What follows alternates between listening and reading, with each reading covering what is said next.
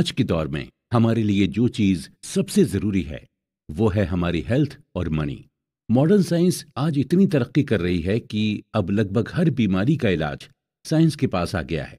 और अब तो लोगों की लाइफ एक्सपेक्टेंसी भी बढ़ती जा रही है। जहां लोगों की एवरेज लाइफ एक्सपेक्टेंसी 60 से 65 साल थी, वही अब बढ़कर 70 से 75 साल हो गई है।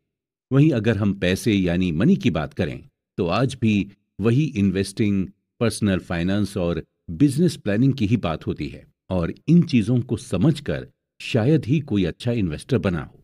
ओवर द इयर्स हमने ये सीखा कि डॉक्टर कैसे बनते हैं, इंजीनियर कैसे बनते हैं, लॉयर कैसे बनते हैं। इन सब के बारे में हमने प्रॉपर पढ़ाई की और फिर इन स्किल्स को लर्न किया। लेकिन शायद ही कोई हो जिसने पर्सनल फाइनेंस को पढ़कर डेब्ट मैनेजमेंट की स्किल्स सीखी हो, या जिसने बहुत पैसे सेव कर लिए हों। इसकी मेन वजह यही है कि हमने फाइनेंस को भी बाकी सब्जेक्ट्स की तरह ही समझा है। जैसे फिजिक्स में हम लॉ और रूल्स को समझते थे, ठीक इसी तरह हमने फाइनेंस को भी समझा। हमने फाइनेंस के फॉर्मूलाज और रूल्स सब याद कर दिए। और यहीं पर हम गलती कर जाते हैं, क्योंकि फाइनेंस को फिजिक्स की तरह नहीं समझा जाता है, बल्कि फाइनेंस या यूं कहें हमें मनी की साइकोलॉजी को समझना होता है। आज हम जिस बुक पर डिस्कशन करने जा रहे हैं उस बुक का नाम है psychology of money, timeless lesson on wealth, grid and happiness. और इसके ऑथर हैं मॉर्गन हॉसेल। दोस्तों, पैसा आपको हर जगह दिखेगा और पैसा ही हमारी लाइफ को अफेक्ट करता है और हमें कंफ्यूज भी करता है। हर इंसान का पैसे को लेकर अलग अलग परसेप्शन है और हर इंसान अपने अपने परसेप्शन के अकॉर्डिंग ही बिहेव करता है। ऑथर कहते हैं कि फाइनेंस को लेकर अक्सर हम यही सोचते हैं कि इसे भी बाकी सब्जेक्ट्स की तरह ही फॉर्मूलाज और रूल्स के हिसाब से समझा जा सकता है। और अक्सर हम फाइनेंस को समझने के लिए कई सारे फार्मूलाज और रूल्स का यूज भी करते हैं।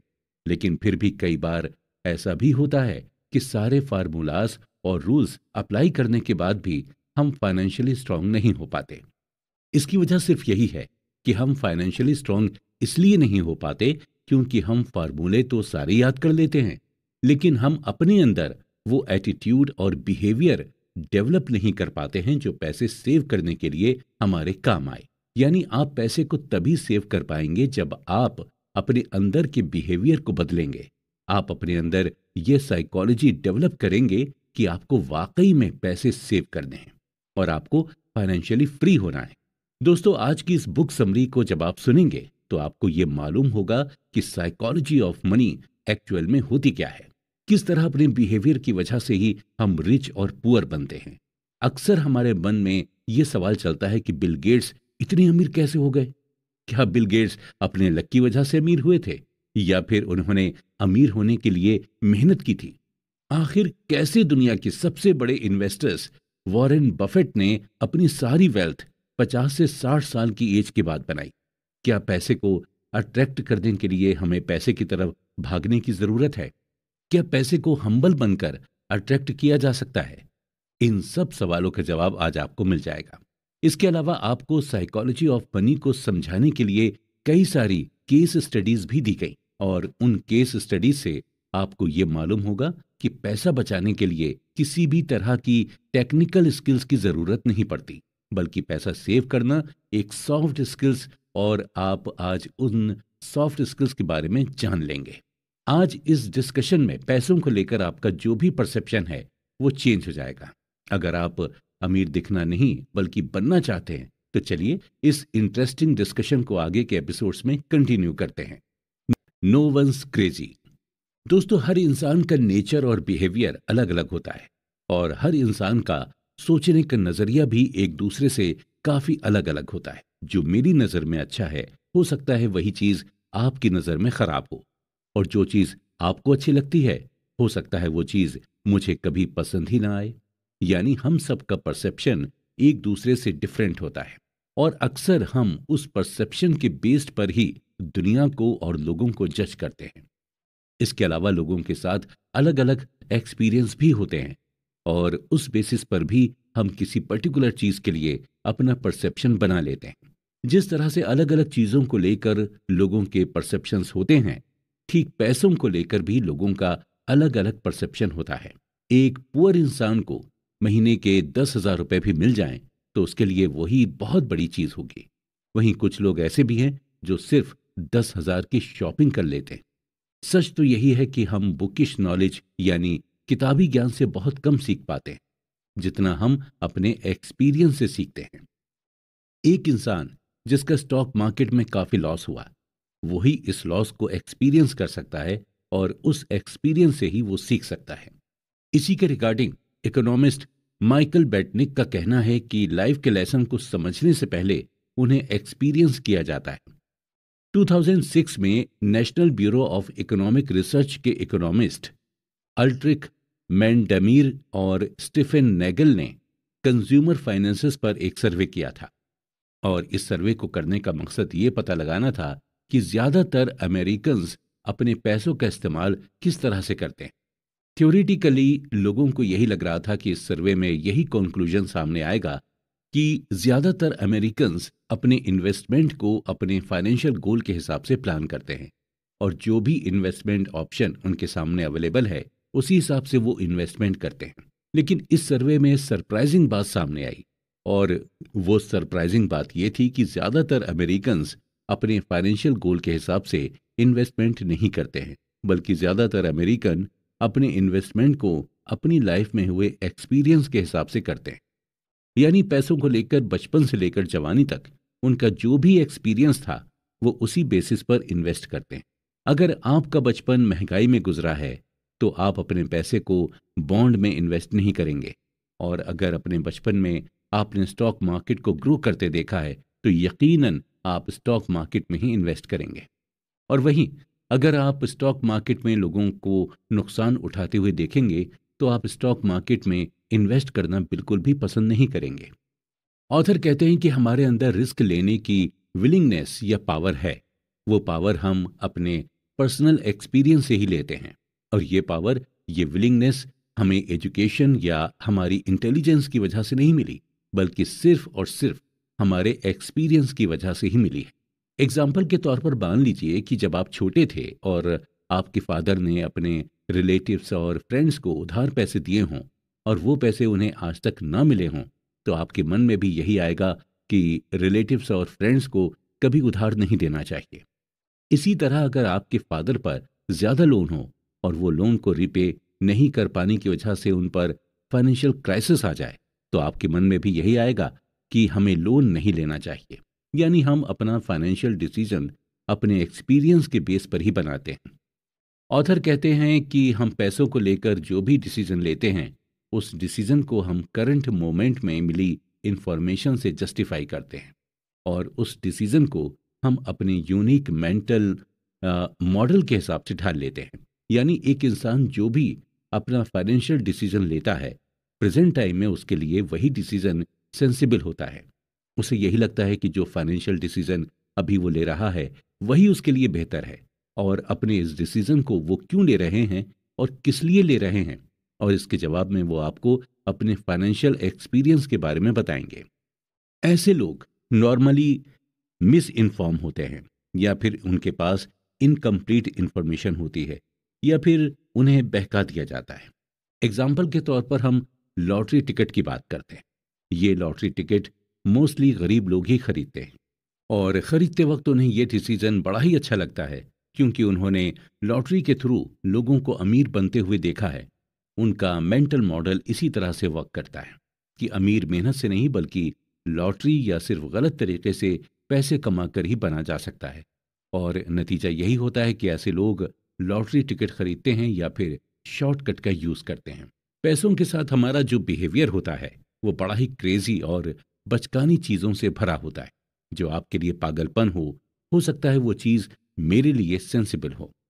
असल में हम में से कोई भी पैसे के मामले में बेवकूफ नहीं है, हम सभी चालाक हैं। लेकिन बस फर्क इतना ही है कि हम पैसों का इस्तेमाल अपनी लाइफ में हुए एक्सपीरियंस के हिसाब से ही करते हैं। इसलिए पैसों के मामले में किसी को बेवकूफ या पागल मत समझिए। बस यही समझिए कि ये जो भी चीज कर रहा है वो अपनी लाइफ के एक्सपीरियंस की वजह से ही कर रहा है। Luck and risk. Bill Gates किसी भी इंट्रोडक्शन के मोहताज नहीं हैं। दुनिया के सबसे अमीर में से एक बिल गेट्स को लगभग सभी जानते हैं।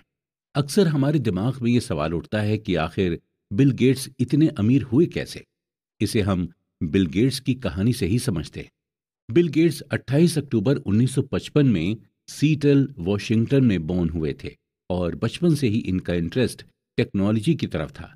और जब ये 13 साल के हुए तो इनका एडमिशन लेक साइड स्कूल में करा दिया गया था। लेक साइड स्कूल पूरे सीटल में इकलौता स्कूल था जहां पर कंप्यूटर था। यहां तक कि सीटल की बड़ी बड़ी यूनिवर्सिटीज और कॉलेजेस में भी कंप्यूटर नहीं था। लेक साइड स्कूल में ही बिल गेट्स की दोस्ती पॉल एलन के साथ हो गई थी, जो बाद में बिल गेट्स के साथ माइक्रोसॉफ्ट के को फाउंडर बने। शुरुआती दौर में कंप्यूटर बच्चों के कोर्स का हिस्सा नहीं हुआ करता था, बल्कि इसे एज अ को करिकुलम एक्टिविटी के तौर पर लिया जाता था। बिल गेट्स और पॉल एलन दोनों को ही कंप्यूटर में जबरदस्त इंटरेस्ट था और ये दोनों ही अपना खाली टाइम कंप्यूटर के सामने बैठकर बिताते थे और धीरे धीरे करके दोनों ही कंप्यूटर में एक्सपर्ट होते चले गए। दोनों ही कंप्यूटर पर कुछ वर्क कर रहे थे कि अचानक से पॉल एलन ने फॉर्च्यून मैगजीन उठाई और बिल गेट्स को दिखाई और कहा कि 500 फॉर्च्यून कंपनी में आना कितनी बड़ी बात होती होगी। इसके जवाब में 13 साल के बिल गेट्स ने कहा कि एक दिन हमारी भी कंप्यूटर कंपनी होगी और हमारी भी कंपनी 500 फॉर्च्यून में लिस्ट होगी। और आज हम सभी माइक्रोसॉफ्ट के सक्सेस के बारे में जानते हैं।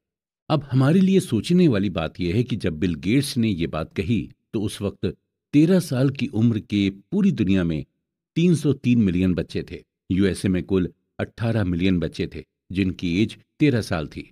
न्यूयॉर्क में कुल 2,70,000 बच्चे थे जिनकी उम्र 13 साल थी और लेक साइड में सिर्फ 300 ही बच्चे थे जिनकी एज 13 साल की थी। यानी उस वक्त पूरी दुनिया के 303 मिलियन बच्चों में से सिर्फ एक बिल गेट्स ही थे जिन्हें कंप्यूटर की इतनी नॉलेज थी और जो 13 साल की एज में कंप्यूटर खरीदने के लिए कैपेबल थे और जिनके मन में कंप्यूटर कंपनी बनाने का ख्याल आया। बिल गेट्स का यह मानना था कि अगर उनकी लाइफ में लेक साइड नहीं होता तो शायद माइक्रोसॉफ्ट भी नहीं होता। यानी हम ये क्लियरली कह सकते हैं कि आज अगर बिल गेट्स इस मुकाम पर हैं तो कहीं ना कहीं अपने स्ट्रॉन्ग लक की बदौलत ही हैं। हालांकि इस बात से भी हम डिनाई नहीं कर सकते कि वो हार्ड वर्किंग नहीं है, वो बिल्कुल हार्ड वर्किंग है, लेकिन उन्हें इस मुकाम पर लाने वाला सिर्फ उनका लक था। अब हम बात करते हैं बिल गेट्स के एक और फ्रेंड केंट इवांस की। बिल गेट्स और इवांस की फ्रेंडशिप तब हुई जब बिल गेट्स 8th ग्रेड में थे। बिल गेट्स, पॉल एलन और केंट इवांस तीनों ही बचपन से ये सपना देखते थे कि एक दिन तीनों मिलकर कंपनी बनाएंगे। यहां तक कि तीनों ये भी डिस्कस करते थे कि कौन सीईओ बनेगा और कौन मैनेजर। लेकिन दोस्तों, किस्मत का कुछ अलग ही प्लान था। माउंटेनियरिंग करने के दौरान केंट इवांस की डेथ हो गई।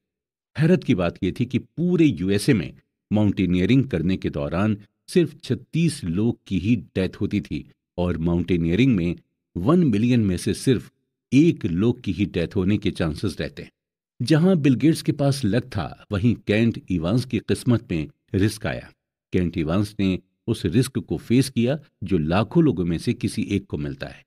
बिल गेट्स और केंट इवांस दोनों ही की एनर्जी सेम थी, दोनों का मैग्नीट्यूड सेम था और दोनों के ख्वाब भी सेम थे, लेकिन दोनों के डायरेक्शन अलग हो गए थे। ये सच है कि लक और रिस्क आपस में सिबलिंग हैं, यानी दोनों ही भाई बहन जैसे हैं और दोनों ही एक जैसे ही होते हैं। अगर आपको यकीन करना हो तो आपको दोनों पर ही यकीन करना होगा। लक और रिस्क, ये दोनों फैक्टर्स हमारी लाइफ का एक इम्पॉर्टेंट हिस्सा हैं। कभी हमारा लक हमारे साथ रहता है तो कभी हम रिस्क में रहते हैं, लेकिन हमारे लिए दोनों को ही मेजर करना और दोनों को ही एक्सेप्ट करना मुश्किल होता है। ऑथर कहते हैं कि अगर हम किसी वेल्दी को देखें तो हमें बिल्कुल भी ये अंदाजा नहीं लगाना चाहिए कि इसकी जो वेल्थ है वो इसने कड़ी मेहनत करके बनाई है। हो सकता है कि उसकी वेल्थ को पाने के लिए उसके लक ने उसका साथ दिया। या फिर अगर हम किसी वेल्दी इंसान को देखें तो हम ये परसेप्शन ना बनाएं कि इसे लक की वजह से वेल्थ मिली। हो सकता है उस इंसान ने उस वेल्थ को पाने के लिए जबरदस्त रिस्क लिया हो। सो बेसिकली यही है कि हमें बिल्कुल भी किसी की वेल्थ के बारे में परसेप्शन नहीं लगाना चाहिए। कोई अपनी किस्मत की वजह से ये बन जाता है तो कोई और ज़बरदस्त मेहनत करके अमीर बनता है। पैसे की ये खासियत है कि ये दोनों ही लोगों के पास आ सकता है, नेवर इनफ।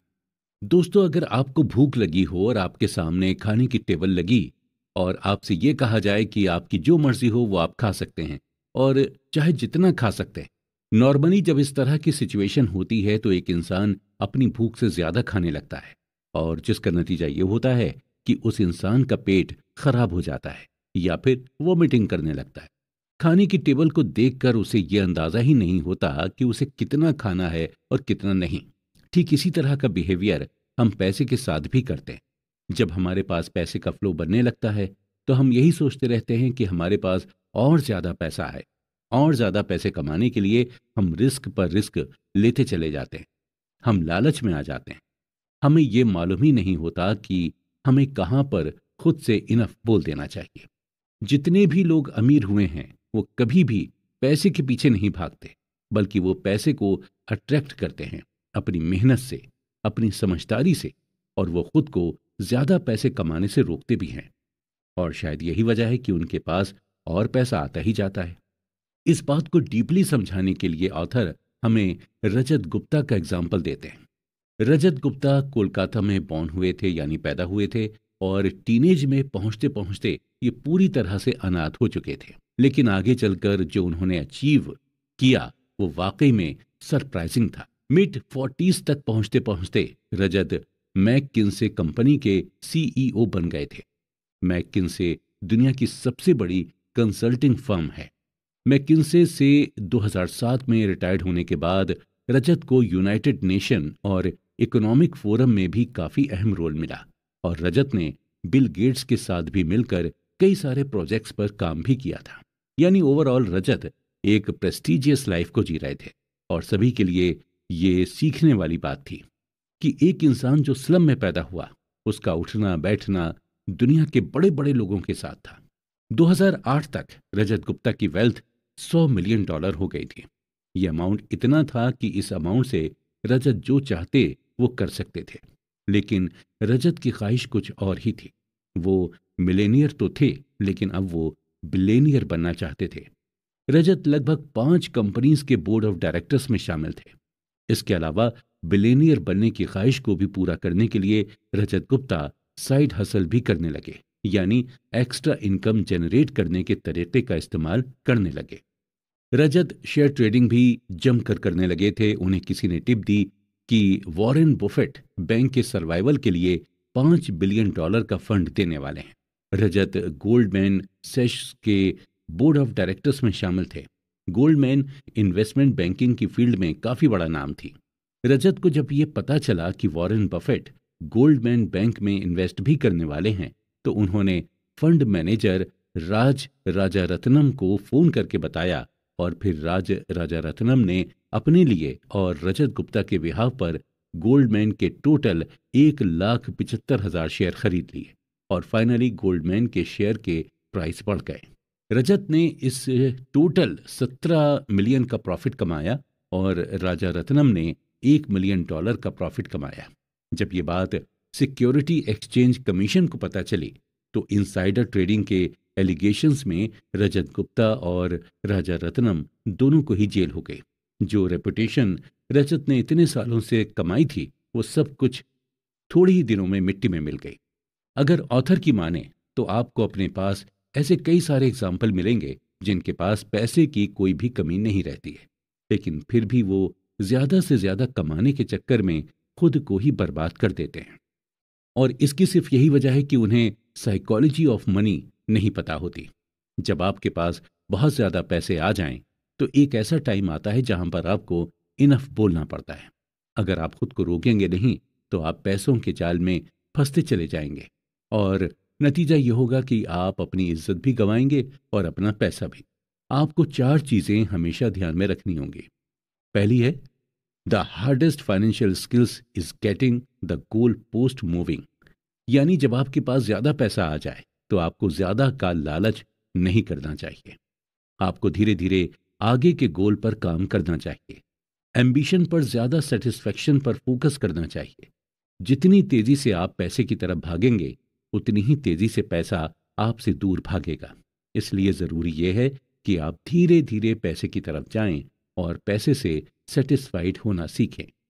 दूसरी है, social comparison is the problem here. अपनी वेल्थ का, अपनी इनकम का कंपैरिजन किसी और से बिल्कुल भी ना करें, क्योंकि सोशल कंपैरिजन एक ऐसी लड़ाई है जो कोई भी जीत नहीं सकता। और ये लड़ाई कभी खत्म नहीं होती, लेकिन इसे खोलते खेलने वाला हारता जरूर है। आप अपने पैसे का कंपैरिजन करके खुद को ही मेंटली परेशान करते हैं। तीसरी है, enough is not too little. Enough के थ्रू आपको ये रियलाइज करना होता है कि अगर आपने अपने आप को ज्यादा से ज्यादा पैसे कमाने के लिए पुश किया, तो एक ऐसा पॉइंट आएगा जहां पर आपको रिग्रेट होगा। जैसे हमने शुरू में कहा था कि आप उतना ही खाना खाइए जितना कि आप डाइजेस्ट कर सकें। इसलिए आपको पता होना चाहिए कि आपको कहां पर खुद को रोकना है। और चौथी है, there are many things never worth risking no matter the potential gain. Rajat Gupta जब जेल से छूटे तो उन्होंने यही स्टेटमेंट दिया था कि हमें किसी चीज से अटैचमेंट नहीं रखनी चाहिए, वो चाहे रेपुटेशन की अटैचमेंट हो या पैसों की अटैचमेंट हो। कुछ ऐसी चीजें हैं जो इनवैल्यूएबल हैं, जैसे हमारी फैमिली, सोसाइटी में हमारी रिस्पेक्ट, फ्रीडम और इंडिपेंडेंस। ये सभी चीजें हमें बड़ी ही मुश्किल से मिलती हैं, और हमें तभी रिस्क लेना चाहिए जब हमें ये लगे कि हमारे रिस्क लेने से इन इनवैल्यूएबल चीजों पर कोई असर नहीं पड़ेगा। आप जरा खुद सोचिए कि ऐसा रिस्क लेने से क्या फायदा जहां पर आपकी इज्जत दांव पर लगे, या फिर आपकी फैमिली को प्रॉब्लम हो जाए, या आपकी फ्रीडम खत्म हो जाए। इसलिए जब भी कोई रिस्क लें तो इन सब चीजों के बारे में जरूर सोचें। सेटिस्फाई होना सीखें और पैसे को अट्रैक्ट करना सीखें। और पैसे को आप अट्रैक्ट तभी कर पाएंगे जब आप उसके पीछे भागना छोड़ देंगे। कॉन्फाउंडिंग कंपाउंडिंग। दोस्तों, एग्जाम से पहले एक रात पढ़ाई करके आप अच्छे नंबरों से पास हो सकते हैं, लेकिन टॉपर बनने के लिए आपको लगातार रोजाना पढ़ाई करनी होती है। आप सिर्फ एक दिन पढ़कर टॉप नहीं कर सकते। अगर आपको कोई कंपटीशन एग्जाम बीट करना हो तो उसके लिए एक ही दिन की पढ़ाई काफी नहीं होती, बल्कि आपको हर दिन थोड़ा थोड़ा पढ़ना होता है। तभी जाकर आप कंपटीशन बीट कर पाते हैं। ठीक इसी तरह का कॉन्सेप्ट पैसे के साथ भी है। पैसा उसी को अपनी तरफ खींचता है जो उसके पीछे लगातार कंसिस्टेंसी के साथ मेहनत करता जाता है। अगर आपको सही मायने में वेल्दी होना है तो आपको रोजाना पैसे कमाने के लिए मेहनत करनी होगी। अक्सर लोग जल्दी से अमीर बनने की सोचते हैं, और जल्दी पैसे कमाने के चक्कर में वो लोग गलत तरीकों का इस्तेमाल करने लगते हैं। और नतीजा ये होता है कि जितनी तेजी से वो पैसा कमाते हैं, उतनी ही तेजी से उनका पैसा चला भी जाता है। उन्हें पैसे की साइकोलॉजी पता नहीं होती। उन्हें ये नहीं मालूम होता कि पैसा उनसे अट्रैक्ट होता है जो उसे पाने के लिए हर दिन मेहनत करते जाते हैं। हम छोटी छोटी चीजों को करके ही बड़ी चीजों को पा सकते हैं, और छोटी चीजें करके बड़ी चीज पाने को ही कंपाउंडिंग कहते हैं। इस बात को ऑथर हमें एग्जाम्पल देकर समझाते हैं कि अगर आपका अपना वजन कम करना चाहते हैं तो आपका वजन एक ही दिन में कम नहीं हो जाएगा। आपको अपने वजन को कम करने के लिए डेली जिम जाना होगा और डेली एक्सरसाइज करनी होगी। जब आप डेली ये सभी प्रोसेस करेंगे तभी आपका वजन कम हो पाएगा। इस बात को सही तरह से समझने के लिए हम वॉरेन बफेट का एग्जाम्पल लेते हैं। वॉरेन बफेट के ऊपर लगभग 2000 किताबें लिखी जा चुकी हैं। ज्यादातर लोग यही कहते हैं कि वॉरेन बफेट दुनिया के सबसे अच्छे इन्वेस्टर्स में से एक हैं। नो डाउट, इस बात पर किसी को कोई शक नहीं है। लेकिन कुछ ही राइटर्स ऐसे हैं जो ये मेंशन करते हैं कि वॉरेन बफेट ने इन्वेस्टिंग की शुरुआत कब से की थी। बहुत कम ही लोग जानते हैं कि वॉरेन बफेट जब लगभग 10 साल के थे तभी से उन्होंने इन्वेस्टिंग की शुरुआत कर दी थी। अभी फिलहाल वॉरेन बफेट की नेट वर्थ 85 बिलियन डॉलर के आसपास है, और इस 85 बिलियन डॉलर्स में से 84.5 बिलियन डॉलर उन्होंने तब कमाए थे जब उनकी उम्र 50 साल के पार हो गई थी, और 81.5 बिलियन डॉलर उन्होंने तब कमाए जब वो अपने मिड 60s में थे। यानी 40 साल तक उनकी कमाई कोई खास नहीं थी, लेकिन वो लगातार इन्वेस्टमेंट करते चले गए।